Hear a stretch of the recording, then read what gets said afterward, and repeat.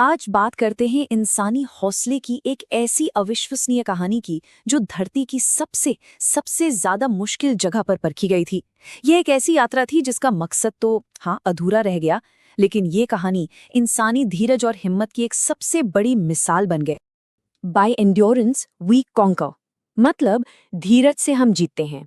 ये सिर्फ एक कहावत नहीं है, बल्कि इस पूरी पूरी की पूरी कहानी का सार है। ये शैकल्टन परिवार का मोटो था, और यकीन मानिए ये शब्द जैसे इसी अभियान के लिए ही बने थे। तो चलिए शुरू करते हैं। साल था 1914। एक ब्रिटिश खोजकर्ता थे सर अर्नेस्ट शैकल्टन। उन्होंने एक ऐसे मिशन का प्लान बनाया जिसके बारे में पहले किसी ने सोचा तक नहीं था। उनका लक्ष्य ध्रुवीय खोज का वो आखिरी सबसे बड़ा इनाम जीतना। इस मिशन को नाम दिया गया इंपीरियल ट्रांस अंटार्कटिक एक्सपीडिशन। अब इसका मतलब क्या था? इसका सीधा सा मकसद था पहली बार पूरे अंटार्कटिक महाद्वीप को जमीन के रास्ते पार करना, एक छोर से दूसरे छोर तक।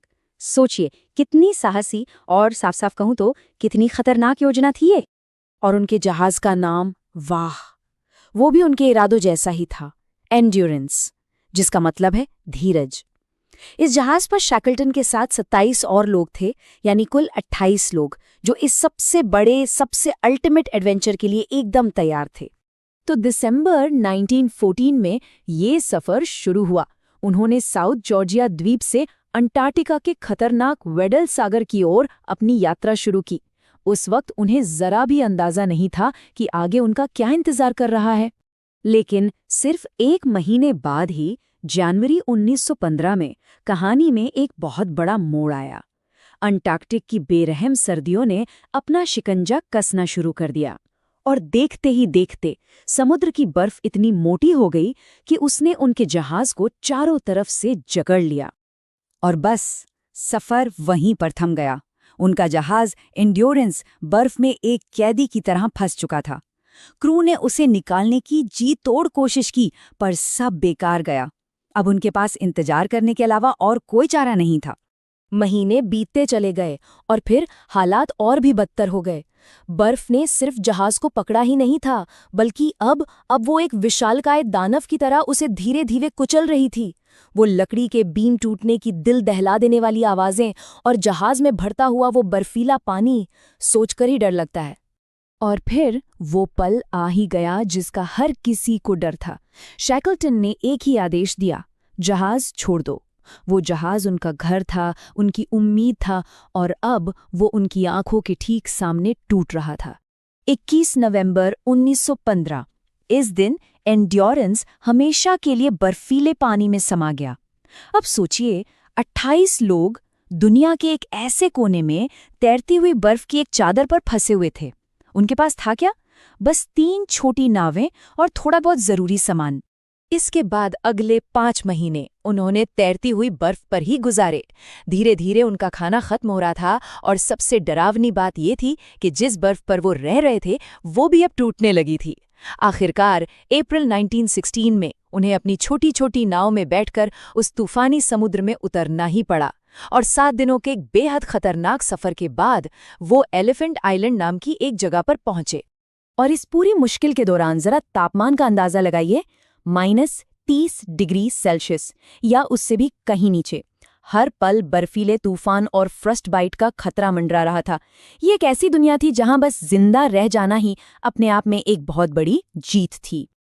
देखिए, ऐसे हालातों में सबसे पहले इंसान की हिम्मत जवाब देती है, और शैकल्टन ये बात बहुत अच्छी तरह जानते थे कि अगर हिम्मत टूट गई तो सब कुछ खत्म हो जाएगा।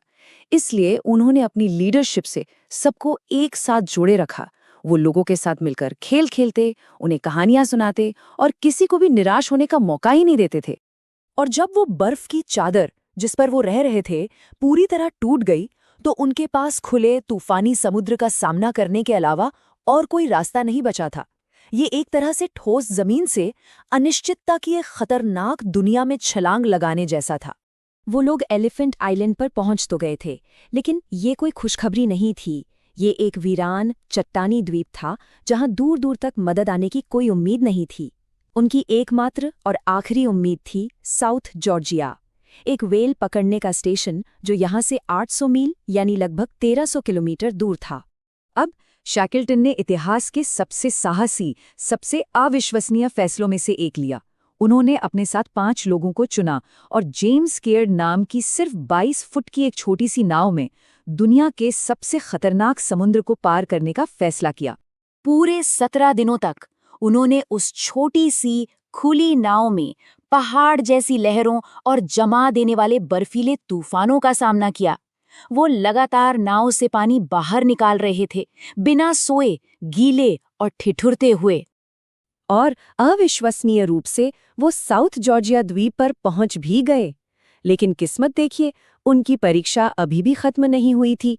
वो द्वीप के गलत साइड पर पहुंचे थे। मदद अभी भी ऊंचे ऊंचे पहाड़ों और ग्लेशियरों के उस पार थी। अब उनके पास ना तो कोई नक्शा था, ना ही कोई सही उपकरण। फिर भी शैकल्टन और उनके 2 साथियों ने 36 घंटे तक बिना रुके उन अनजान पहाड़ों और ग्लेशियरों को पार किया। ये वाकई इंसानी सहन शक्ति की आखिरी परीक्षा थी। और आखिर में वो उस व्हेल पकड़ने वाले स्टेशन तक पहुंच ही गए। लेकिन सोचिए, शैकल्टन ने एक पल भी आराम नहीं किया।